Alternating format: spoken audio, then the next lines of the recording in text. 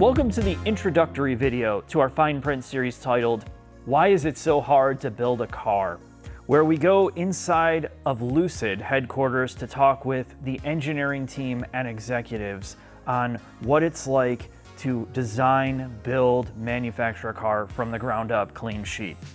This is something I've wanted to do for the better half of 10 years. And the difficulty in doing so is most brands are not focused on putting engineering forward. It's not engineering first, it's usually marketing and PR. So what that means is it's very difficult to get inside a company and understand from the people who are actually doing the work and explaining to you why and how and the complication of doing so. So in this series, I'm trying to lift the curtain on all of that. We're gonna kick this video series off with Peter Rawlinson, the CEO of Lucid, where he's going to explain the intricacies of starting a car brand and also keeping it afloat. From there, every successive episode will cover the engineering, every component of this car. Since we worked at the desks with the engineers on this, we have a really strong understanding of how this works. From body in white and crash structure to NVH, to electric motor and battery design, to suspension kinematics, to simulation data of crash structure, body, torsional rigidity, local and global stiffnesses, along with aerodynamics, interior-exterior design, and of course manufacturing a car. The most compelling part of this story, whether you're an electric car fan, you don't know anything about Lucid, is a lot of these topics are going to carry over to most every brand.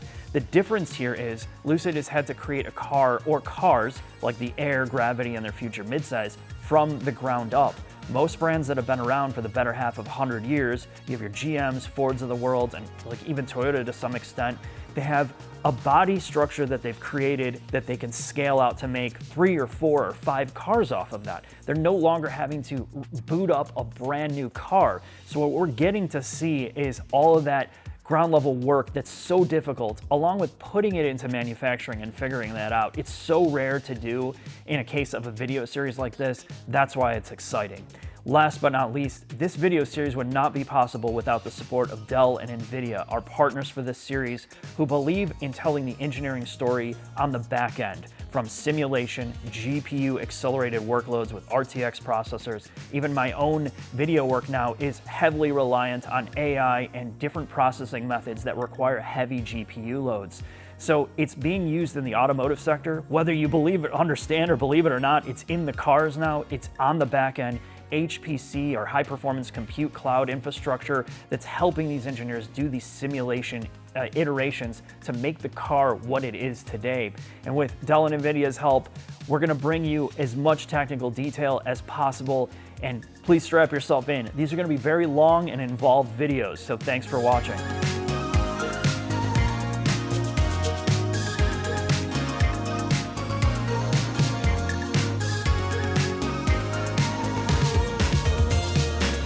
So if I took a time machine and I found Peter from 20 years ago, would he have any idea how hard it is to run a car company? Would you have guessed it would be this difficult? Well, paradoxically, it was always my dream to have my own car company. And I kind of given up on that because I thought it was too hard. And here we are. It's the closest I'll get. What about this is more difficult than you thought it would be, initially at least? I think we've learned that if it can go wrong, it will. And there's 10,000 things that can go wrong at any moment. There was this adage, I remember watching Thunderbirds as a kid, and it says anything can happen in the next 30 minutes. And it does. I guess with that in mind, you are both the leader of this company and the face of this company, and you have to respond to everybody's questions. Not to add on to this, but I feel like every single question that people have for you, right or wrong, is about money. How do you reconcile dealing with investors and the public while also managing a company that's on the bleeding edge of technology and be that leader for your team? Yeah, so my role is a techno-commercial role, and so the development of the product and the finances are inexorably intertwined. So I'm quite comfortable with that, and it's part of my job. Does it, I mean, it has to be frustrating to some level, or how do you, I guess, how do you tune that out, or are you very effective at it? I think it's perfectly reasonable. We're a publicly traded company. People want to know They want to scrutinise us, and I think it's appropriate that we're subjected to such scrutiny. And I take this responsibility very seriously. It's part of the job. It doesn't frustrate me at all.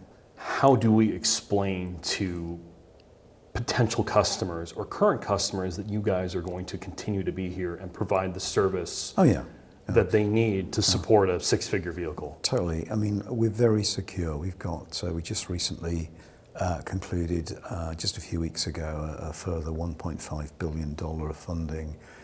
We're secure through into Q4 of 2025 on a financial runway. And I think we've got two key differentiators which set us way apart from others. We have arguably the best technology in the world, created and built in-house. And on the financial side, we've got the perfect key investor in the Public Investment Fund of Saudi Arabia, who are in it with us as partners for the long term. And that's how you set yourself apart from all of the other Totally. now failed EV companies in the space. Totally, it's great financing and outstanding technology. In-house, vertically integrated. And that is a huge differentiator. You've had a long time now with the Air. What lessons from your top-down perspective have you taken from the Air and applied to gravity? We joked in the beginning of this video, there are 1,000 things that can go wrong at any one moment. What lessons did you take from your perspective from Air and then transfer that into the gravity product? I think with Air, one of the biggest challenges was the quality of components from the supply base. And that was largely because we were coming out of COVID. And our quality engineers, quality assurance people hadn't been able to actually visit the suppliers' factories to check the quality of those components. So we never had, there was this false narrative that we had sort of production hell. We never did. We had a logistics hell. We couldn't get the right parts. And at one stage, I mean, for example, I had the highest tech car in the world. I couldn't get carpet from it. I mean, it's as fundamental as that. And if you haven't got any carpet, you can't sell a car. I think that scrutiny, that paranoia, which has served me well, continues, and that's what keeps this company going. My paranoia that anything could go wrong at any moment, and just you go, what have I not thought of today when I wake up? What could go wrong? Let's check it. Leading back to my earlier question, is that one of the lessons you've learned doing this for as long as you've had at this point? Yeah, I mean, I think when we embarked upon Air, we were pretty good at engineering cars. I've been doing it for a lifetime, and we got an outstanding team of engineers. And I can't emphasise this enough. No one person engineers a car. It's just too damn complicated, and it's a huge team effort. And we'd accrued some of the best brains on the planet here. And that's what's created the best technology in the world. It's as simple as that. I think we'd already been able to tick that box. I think one of the strengths we've got now is that suppliers take us more seriously, because there was this question mark: could we actually execute? Was Air real? How could it be that they're claiming over 500 miles range? No one's ever done that for a little company. And remember, when we embarked upon the Air journey, the whole company was down to about 120 people. I had about 60, 70 engineers working on Air. We had to recruit the team as we were building out the program, and then COVID hit in the middle of that whilst we were building our factory. So how mental is that? So we endured that. I mean, the money didn't come through. Our investment actually wasn't confirmed until the spring of 2019, and we got the car of the year into production as a first shot autumn of 21. That was 30 months later. That is no one's got a car in faster than that. And we built the factory as well during COVID, and we came out of that, and suddenly we all had all these parts from suppliers that weren't to the right quality, and I couldn't actually build enough cars to a sufficient quality. I could have released cars which were not of saleable quality, but I wasn't going to do that because that would destroy the brand. So that was the constraint. And And hopefully we haven't got that imposition this time around with Gravity. I don't think people appreciate how fundamentally difficult that is. You have to start up a company, Yeah. get funding for it, Yeah. hire people, build a factory, build a supply chain, and engineer Yeah. the damn car. And a supply chain that doesn't believe you can do it. So you haven't got some of the best. Some of the suppliers are great. I had 3 heart attacks by then. Well, it was pretty intense, and do it in record time, and still now 3 years on, there's no one else from any car company in the world that has got within 100 miles range of our very first product. I have 2 questions leading from that. Yeah. First, coming from my background as engineering, how has your development process changed from air to gravity? Yes, you have an established team, but have your methodologies between testing, validation, and I guess that process, has that changed at all, or how you format teams or get people to work on it? The core methodology hasn't, because, and I'll tell you why, but we've got a stronger team, we've got more people, and we can do things more thoroughly. And we can throw a little bit more money at some of the processes to make sure it's properly validated. But the core methodology has served me well back from my days at Tesla when I set up all of Tesla engineering. I had to set it up in SpaceX because we designed the Model S in SpaceX. And what really enabled Model S to happen so effectively, cost effectively, is I had a tiny team, and I had to recruit that team as I was doing Model S, was my background in digital engineering, which I brought with me from my days at Jaguar and Lotus, where we have a fully digitized model of a car. We truly use the digital tools in a very innovative way, very cohesive and interactively way. So we have the CAD design, we have computational fluid dynamics, we have linear and non-linear analysis of the body modal performance and the crash performance, and a very joined up packaging methodology which is very unorthodox actually. And this is something I brought to Tesla and I brought with me to Lucid Air and to Gravity, and it's enabled the best packaged cars, three-dimensionally packaged cars in the world, I would contend. And that is, it really runs against the core methodology that most car companies adopt. And it was actually one of the reasons that I got hired at Tesla, because I had this radical methodology which suited a very rapid development process and could be done with small teams. Most car companies approach the packaging of a vehicle as a series of sequential steps where sequentially hard points are fixed in space, like the H point, the hit point of the front of the driver and the front occupant, then the H point of the second row, the front axle line, the rear axle line, the wheelbase, the overhangs, the V1, V2 points, the eye ellipse, binocular vision. You go through this, the reach, the ergonomics, H30, which is the dimension between your hip and your feet, how you sit in the car. And normally program management will check those boxes and sequentially those hard points gets fixed.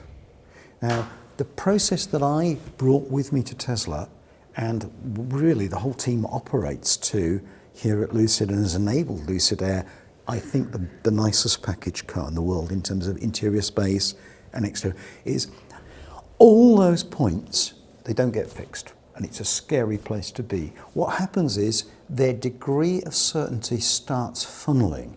You put them all in, plus or minus 200 mil to start with, then as the jelly starts setting, the jelly of the car, those hard points, they start getting plus or minus 100 millimeters, plus or minus 50, plus or minus 25, plus or minus 20, plus or minus 10.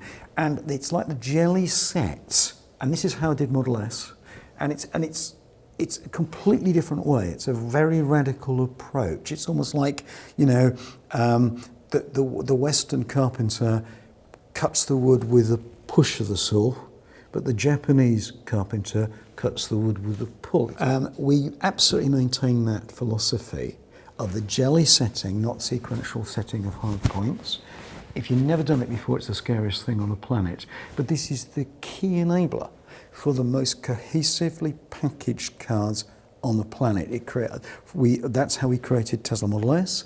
That's how it brought Lucid Air to fruition, with this incredible interior space, more compact on the outside. That's how the frunk was created, how these incredibly compact drivetrain interactively with a battery.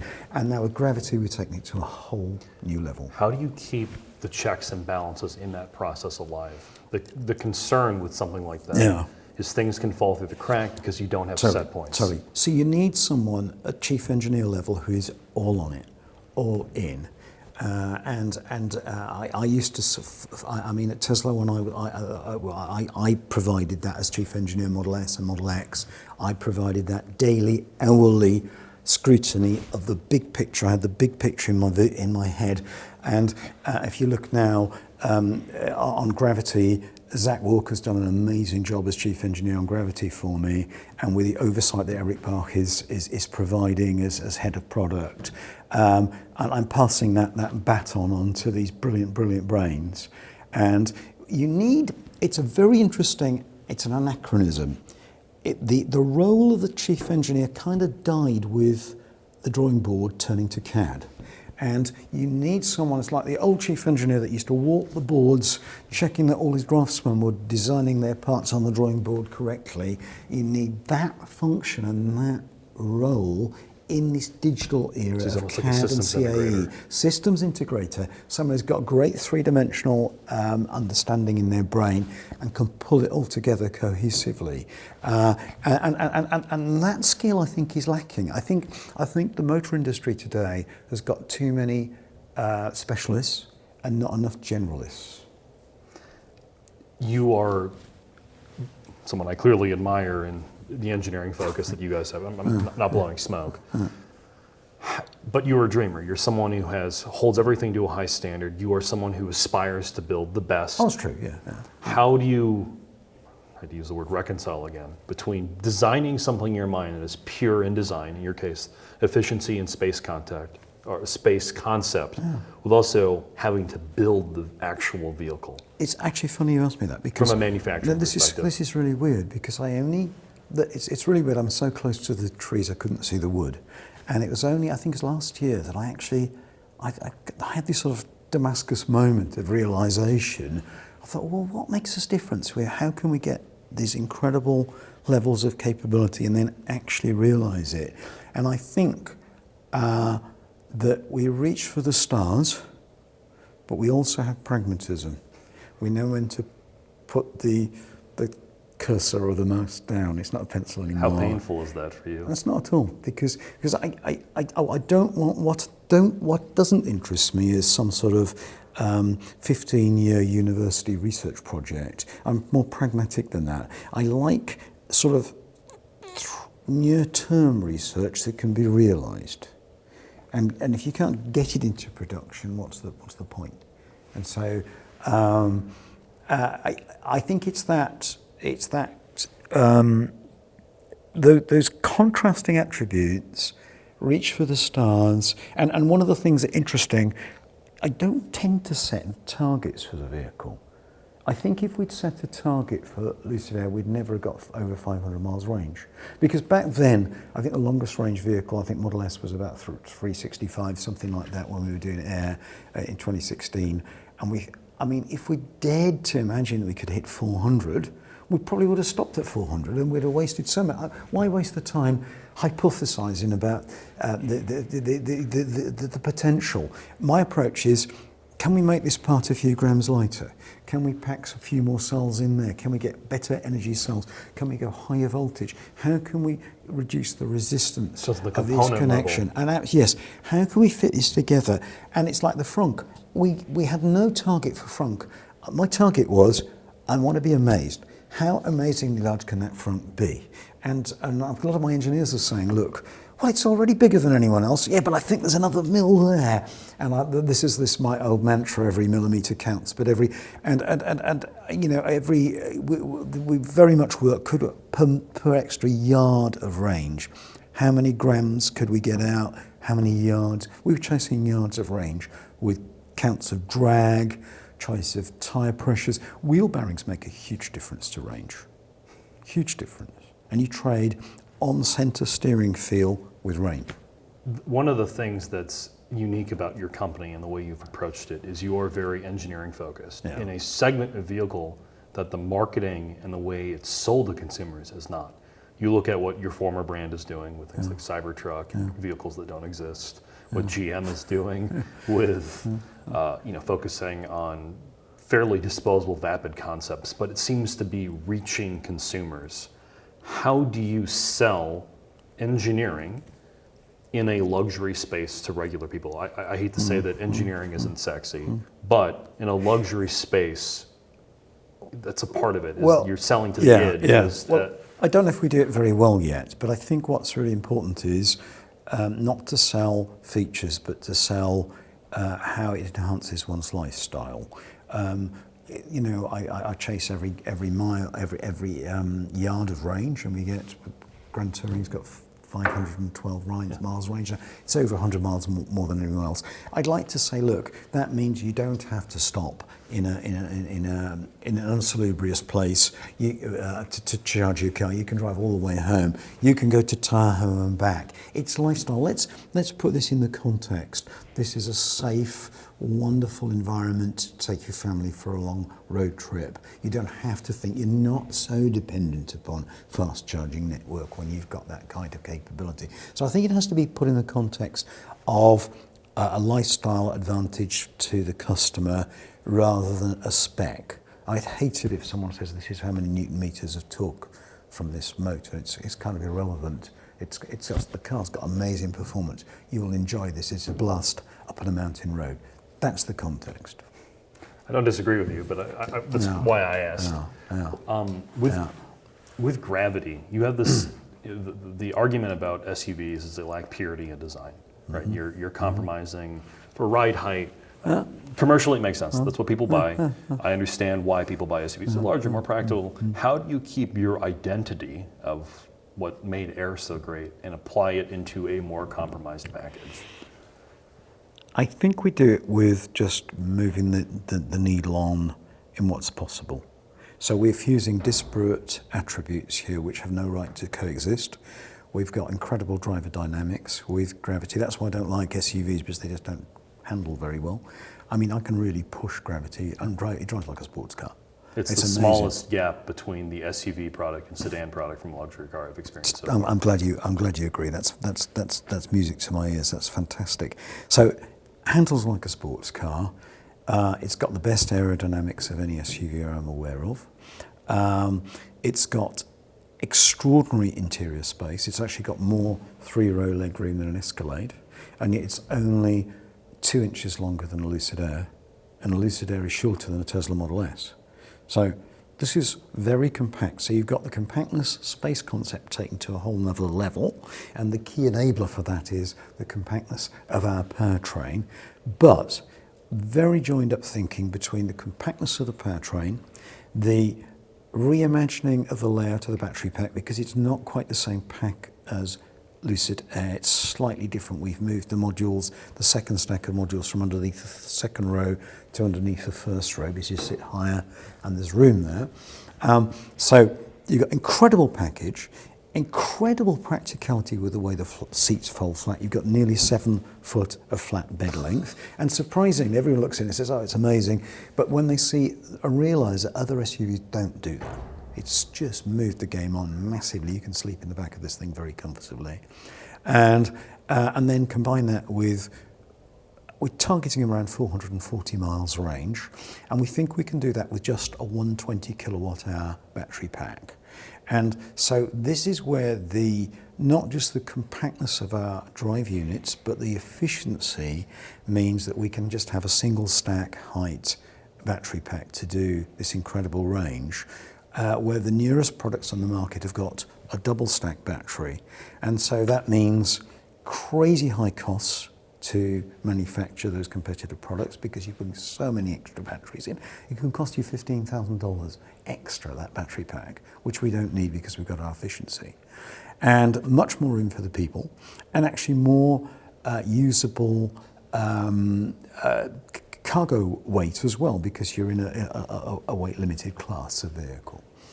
With Air, you got early adopters. You got people willing to look past some of the teething pains of an EV sedan.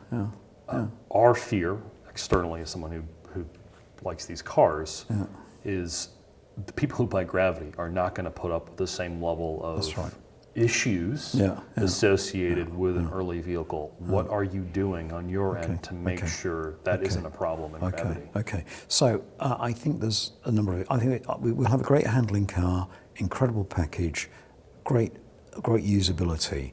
I think there's certain supply quality issues which we're really focused on. So to debug that, and also really the pleasure and usability of the user interface software, which has been a weakness for us. I've made significant changes to the leadership in this area, and I'm personally driving that right now.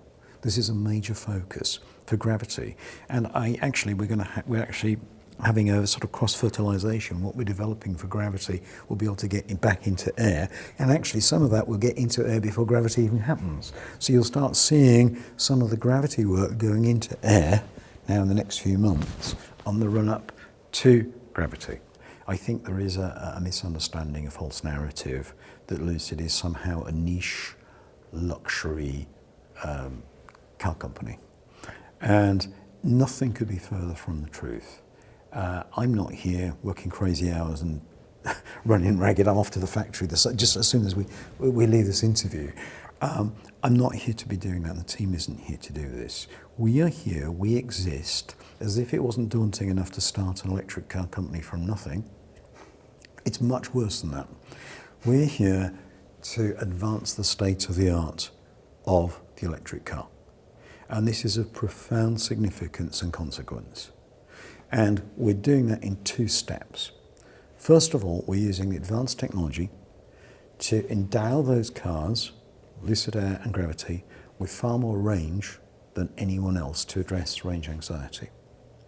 But the second step in this process is far more significant to me, and that is to address the cost of attainment and ownership of a truly sustainable mode of transportation.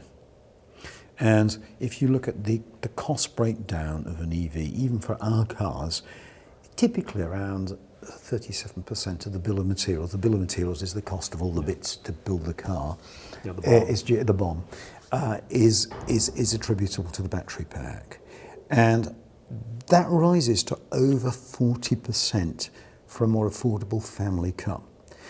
There is no gasoline component equivalent to this. The gasoline engine in a gasoline car doesn't cost anything like the cost of a battery in a battery electric car. That long block can be $5,000 in comparison. It can be really significant. Now, if you just look at the Bloomberg figures, which say, and these are independent figures, I think they're pretty conservative, at pack level, $128 per kilowatt hour.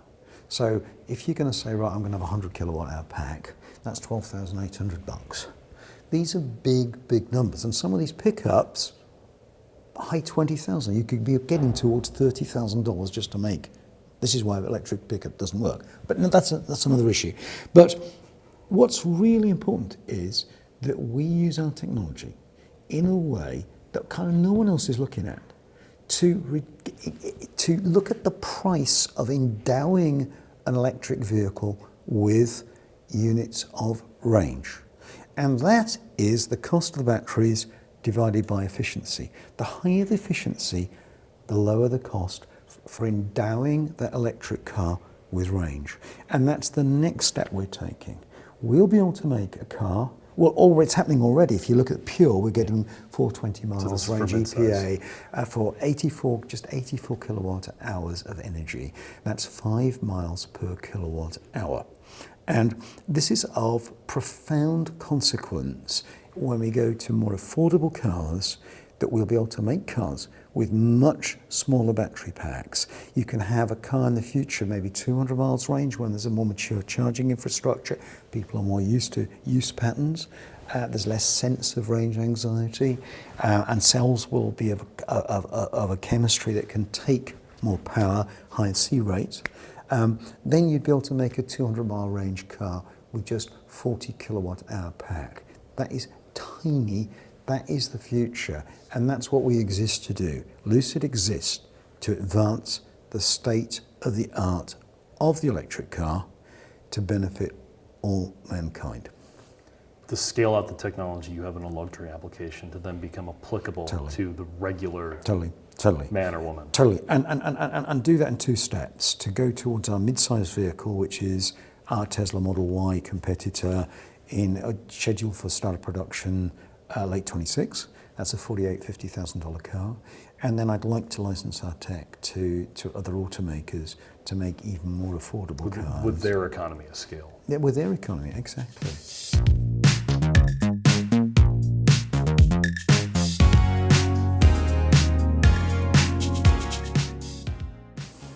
You're trying to do a lot.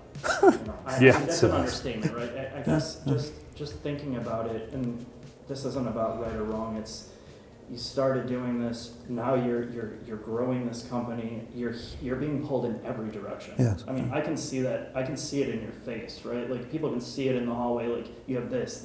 Your life does not stop. It's so consumed with this. How do you find that balance of in your life to appreciate what you're building while finding some peace?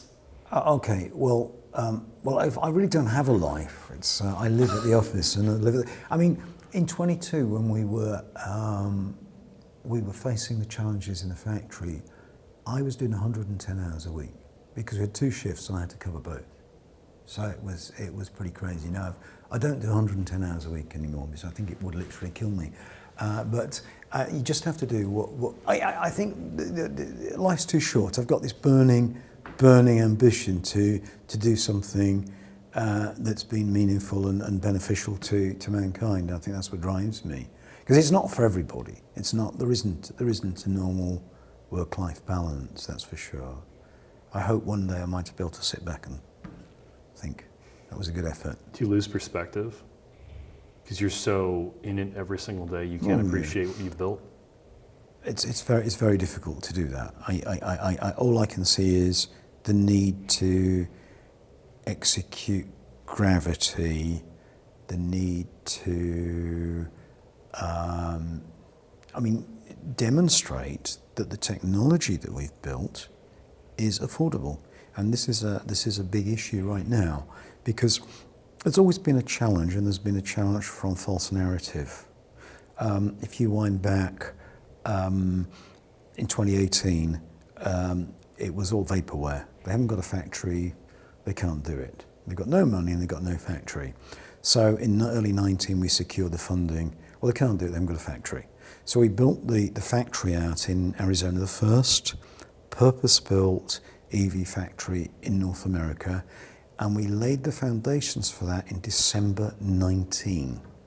Now there is a tacit final recognition that we've got the most advanced technology in the world because we've got the most, I would say efficiency is the most pertinent and valid metric of that. And I wanted to demystify, I think part of my role is demystifying this weird and wacky world of electric cars, where a more efficient car is actually a high performance car, because actually a more efficient car will get more of those electrons to turn rubber on the road and not waste those So this is the weird thing, most of a more efficient gasoline car is a low performance car.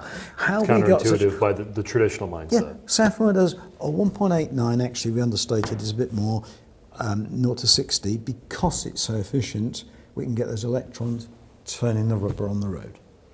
And so this is very, very important facet of what we're doing. Just to follow up on it, there's two more parts I'd like you to talk about. I was thinking about this last night before I went to bed, and I was thinking about you personally, and like a lot of the questions you get seems to be centered around, like Jack brought up, the money. Yeah, right? Like, yeah. It makes sense, it's business. That's fair enough. I don't see somebody spending their adult life like you are, like what you've been doing. This is more than that. This is like seriously passionate. So my question is, you're doing this because you love it, clearly, but how do you take this passion and you preach this to all the people that work under you, which is very important, that culture that you're creating? How do you that's manage easy. your expectations? So I think you've got to lead by example, and we've all got human faults, God Almighty, and I think I wouldn't ask anyone to do anything that I don't do. I think that's very important, the culture of, and also the view that we're all in this together, we're all trying to do something extraordinary. I'm very clear, and I always tell our recruitment team, we want to really achieve something with these years that we're given in life. That's what I want to do whilst I'm still compos mentis. There'll be a time when I won't be able to do this, so clearly. And we're all in this together, we all share shares in the company, we're all mutually incentivized. Think of it as a little family business like the corner shop, only it's on a bigger scale. And don't think in terms of traditional budgets. Budget is important for planning, in fact, and we're a public company, and I'm very respectful of that. But in one's mindset, it's very important that we actually look at the value proposition of every dime we spend. I always say don't be penny wise, pound foolish. Look at the value proposition. Some budgets will have to be greater, so you might have to exceed a budget to get the best value. Don't say, I couldn't do that because the budget was capped. And don't say, well, I spent that because I had that budget. That's dumb as well, because we might have to redistribute around the needs and the ebb and flow of what the requirements of the company are. So I think and I've got, Gagan Dhingra, who's now acting CFO, is doing an outstanding job, and he's a great partner with this culture of, it's a cost consciousness, but it's value consciousness. And I think you've got to lead by example. And also, I mean, to talk about false narratives, the narrative of my package, the package that was so controversial was actually allowed me to have about 1% ownership of this company that I kind of created, because I led it to going public. And that was all in shares, and I haven't sold a single share other than for tax purposes. So everything I've got is in this company. This is something I've brought up to your friends in Germany from some of the German brands as well. Electrification in the United States is no longer, or does not seem to feel like it is a purely engineering-led conversation. It's now a political conversation, which makes no sense to me on my end. But how do you deal with that as an executive? Because electrification for a lot of people is left versus right, not is it the best vehicle for me or my family? How is that to deal with that on the executive side of things, is trying to dispel myths and trying to paint a narrative of this company? Yeah, I think that I feel a responsibility to demystify the nuances and complexities. I think demystification leads to understanding. If you don't speak someone's language, it's easier to go to war with that nation. If you're bound by a common language which helps understanding, you're more likely to be allies. And I think that for a generation that's brought up on camshafts and compression ratios and pistons and gudgeon pins and the like, and I was, and Weber carburetors, and I've been through all that with greasy finger. I've still got my Lotus that I had when I was 21, and I had greasy fingernails for about 20 years running the damn thing, because you're a Lotus driver, we can tell. Absolutely, I was in the thick of that, but I think it's important to help demystify this journey that we must all take to a sustainable future. This has got to happen. This transcends politics. I'm politically agnostic. I'm just completely removed. I have friends on both sides of the aisle. This is not political. My focus is the focus of Lucid. Why does Lucid exist? Why am I here?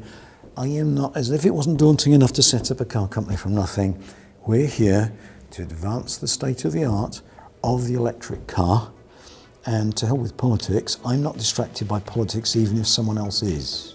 Understood. I appreciate that, thank you. Whoever that may be. Well, hopefully you have a better understanding of the philosophy behind this brand, which will translate directly into the explanation of some of the engineering that goes behind each component, and even the workforce inside this company. So when we get to these videos, which are going to be released on Wednesdays, We are going to cover a wide variety of topics. There will be a playlist for this as well, so you can revisit and replay each topic if you don't have a good understanding of it.